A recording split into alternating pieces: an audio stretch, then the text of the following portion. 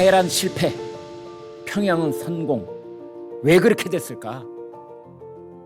지금 우리가 중동 뉴스를 여러분에게 자세하게 전해드리고 있는 이유는 이 중동 뉴스가 우리나라 경제에 심각한 영향을 미치고 있기 때문이기도 하려니와, 또 하나는 미국이 이스라엘이 전격적으로 테헤란, 이란의 심장부를 공습을 했는데, 그렇다면 북한의 핵시설은 어떻게 될 것인가?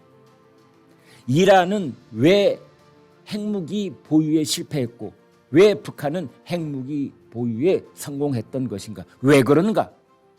테헤란의 그리고 평양의 핵 딜레마를 철저하게 분석해 드리겠습니다.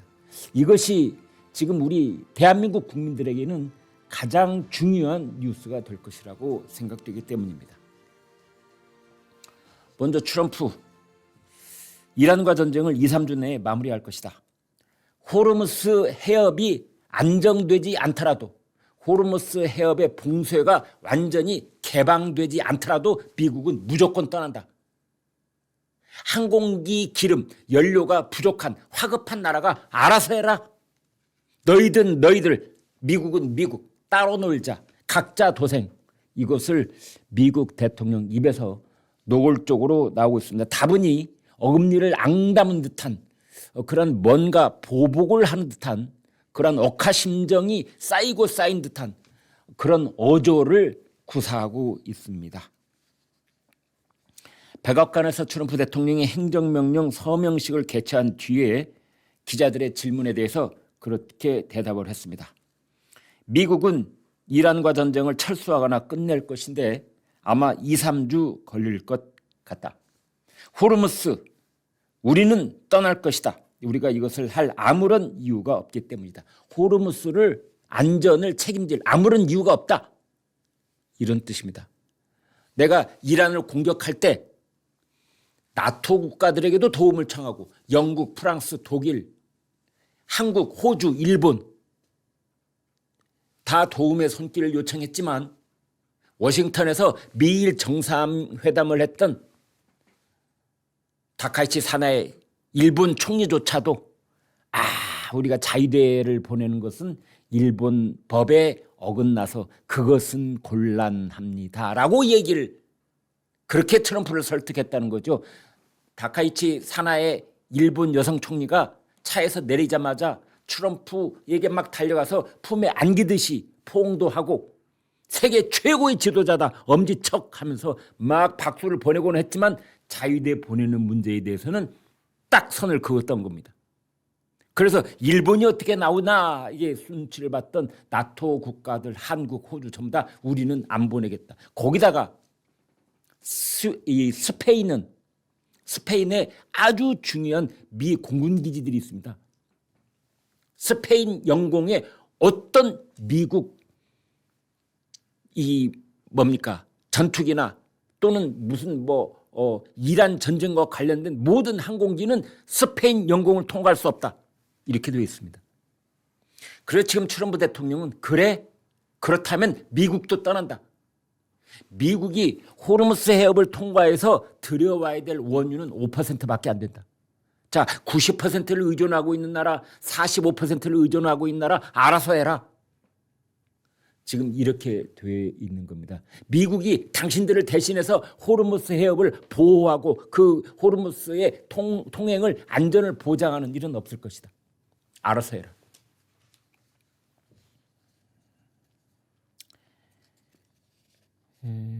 이란 의회가요 어제 법안 하나를 통과를 시켰습니다. 해협 통제관리 계획안이라는 건데요. 호르무스 해협 통제와 관리에 관한 계획안이라는 걸 이란 의회가 통과를 시켰습니다. 이건 뭐냐? 통행세 받겠다는 겁니다. 호르무스가 드디어 톨게이트가 되고 있다. 그래서 우리가 고속도로 들어갈 때 톨게이트에서 왜 통행료 내잖아요. 그런 것처럼 호르무스도 이제 통행료를 받는다. 그런데 여기서 나온 가격이 유조선 한 척당 200만 달러, 우리나라 돈으로 30억. 지금 비슷한 초크 포인트가 있습니다. 그게 어디냐? 수에즈 운하, 파나마 운하 이런데 대형 선박 하나가 통과하는데 통행료가 40만 달러입니다. 6억 원쯤 됩니다. 그런데 호르무스 해협은 이 다른 운하 통과하는 그 통행료 6억 원 대신에 30억을 받겠다. 5배를 더 받겠다. 물론 협상 과정에서 중간쯤으로 가격이 낮춰질 가능성은 있습니다. 그래서 어떻게 보면 대한민국은 이란과의 관계가 나쁘지 않습니다. 따라서 이제 대한민국도 이란과 1대1 협상으로 호르무스 해협을 통과하는 대한민국으로 오는 유조선 이것에 대한 조건을 이제 결정해야 될 시기가 온 것 같다라는 분석도 나오고 있습니다. 참고로 호르무스 해협을 통과하는 한국으로 오게 되어 있는 유조선은 1년에 350척쯤 됩니다. 하루에 한 척꼴로 대한민국으로 오는 유조선이 호르무스 해협을 통과하고 있다 보면 되겠습니다. 그런데 이란은 이렇게 통행료를 받게 되면은 아마 1년에 150조쯤 수익을 얻게 될 것이다 라는 분석도 나오고 있습니다. 그래서 어떤 분석가들은 이런 말도 합니다. 미국이 이란에게 선물을 하나 줬다. 지금까지 이란은 호르무스 해협에 통행료 받을 생각을 안 하고 있었다. 그런데 이번에 트럼프가 네타냐후가 이란을 건드려버리는 바람에 이란이 깨닫게 됐다. 호르무스 해협 하나 가지고 세계 경제 질서를 한꺼번에 휘둘러 놓을 수도 있다는 것을 이란이 깨닫게 됐다. 이 이란에 대한 깨달음, 1년에 150조 원에 해당되는 통행세, 이것을 트럼프가 이란에게 선물로 준 것이다. 이런 얘기까지 나오고 있습니다. 이란에게 미국이 준 선물, 세계 경제를 볼모로 잡는 것이 이렇게 쉽게 될 줄은 이란도 몰랐었다라는 겁니다.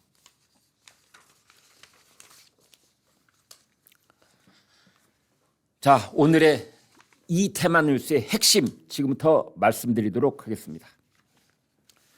전 국가안보전략연구원장 남성욱 교수, 우리나라에서 안보 전략에 관해서 거의 1인자라고 봐도 되는 분입니다. 이분이 오늘 한 신문에 여기에 자세한 내용을 실었습니다. 자, 테헤란은 이렇게 됐는데 그럼 평양은 어떻게 되는 것이냐. 이제 이런 분석입니다. 일단 대전제, 테헤란은 핵 보유를 실패했다. 그런데 김정은의 평양은 어떻게 핵 보유에 성공했을까? 질문은 간단합니다. 미국과 이스라엘이 이란의 핵시설을 전격적으로 공습을 했던 그 작전을 평양에도 할 수 있는 것이냐. 이 질문으로 남성욱 교수는 분석을 시작합니다. 차이점, 엄청난 차이점이죠. 하늘과 땅 차이보다 더 큰 차이점. 북한은 사실상 핵탄두를 50기 이상 보유한 핵 보유국이다. 지금 관련 전문가들은 이렇게 분석하고 있습니다. 2030년 앞으로 4년 뒤에 북한은 인도, 파키스탄을 제치고 제6위 핵 보유국이 될 것이다. 안보리 상임 5개 나라, 미국, 러시아, 중국, 영국, 프랑스 이 5개 나라 제외하고 그 다음으로 핵을 많이 가진 나라가 북한이 될 것이다. 이란은 핵 보유 직전 단계에서 실패하고 말았다. 다음, 테헤란하고 평양하고 차이점. 북한은 러시아, 중국하고 국경을 맞대고 있는 동맹 국가다. 그러나 이란은 중국, 러시아하고 연대는 하지만 동맹은 아니야. 또 하나, 여기서 중요한 포인트가 있습니다. 전쟁을 시작할 때 전쟁 개시는 무기로 합니다. 미사일로 하고 드론으로 하고 전폭기가 날아가고 전투기가 상공을 지배하고 이렇게 무기로 전쟁은 시작합니다. 그러면 전쟁은 어떻게 끝내느냐? 어떻게 끝내느냐? 그게 지정학 장군이 끝낸다고 하는 겁니다. 제너럴, 사성장군, 제너럴 지오그라피. 지정학 장군이 전쟁은 끝나는 것이다. 전쟁을 끝날 때의 조건은 지정학적 조건에 의해서 전쟁을 끝나는 것이다. 미사일로, 드론으로, 전폭기로 전쟁을 끝내는 게 아니다. 이란의 전쟁을 끝내려면 이란을 둘러싼 지정학적 조건에 대한 타협이 이루어질 때 전쟁이 끝나는 것이다. 호르무스 해협이면 호르무스 해협, 중국과 러시아의 개입 여부면 개입 여부, 뭐 이런 것 등등등.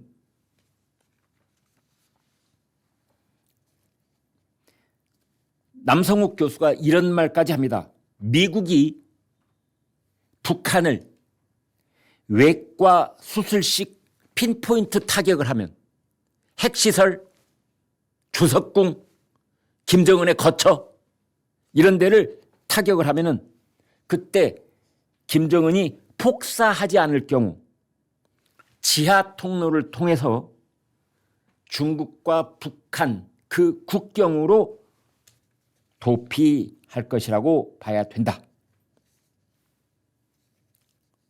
그때 중국과 러시아는 북한과 맺은 군사 동맹에 의해서 자동 개입한다는 그 조항을 적용할 것이다.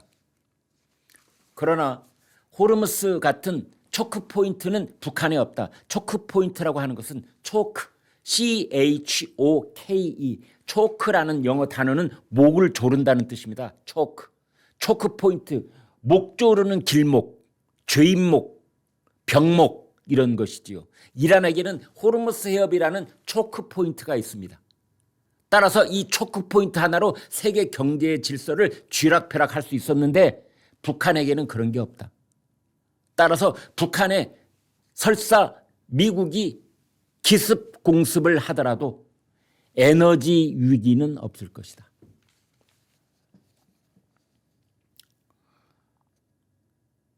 다음 핵심적인 질문은 이겁니다. 미국과 이스라엘은 철저한 동맹인데 한국과 미국이 이스라엘, 미국 그만큼 동맹만큼 확고한 것이냐. 가령 동맹의 그 결속 정도를 미국과 이스라엘을 100이라고 했을 때 한국과 미국의 이 동맹은 그 결속 정도가 어느 정도 될까?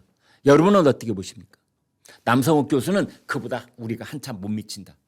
이스라엘과 미국이 100이라고 하면 결속 정도가, 동맹의 결속 정도가, 우리는 구체적인 수치는 말하지 않았지만 그보다는 한참 미치지 못할 것이다. 그게 미지수다. 결정적인 차이점은 여기에 있습니다.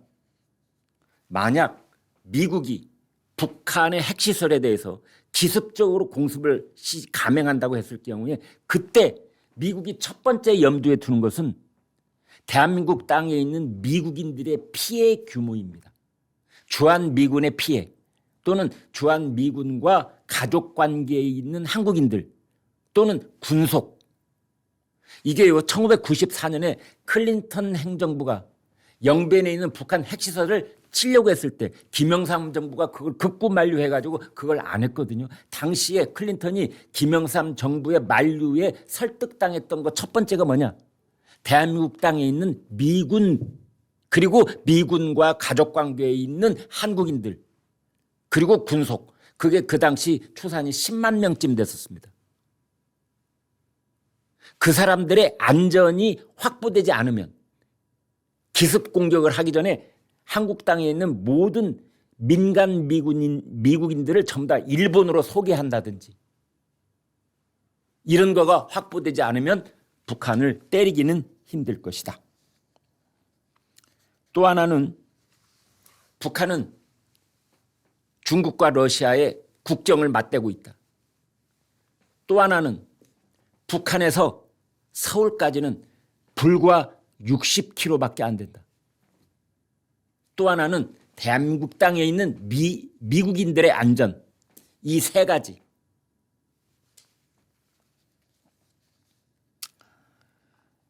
아무튼 결론 부분은 이렇습니다. 금년은 2026년은 김정은에게 화양연화의 시기다. 김정은은 지금 세계적으로 몸값이 올라갈 대로 올라가 있는 사람이다.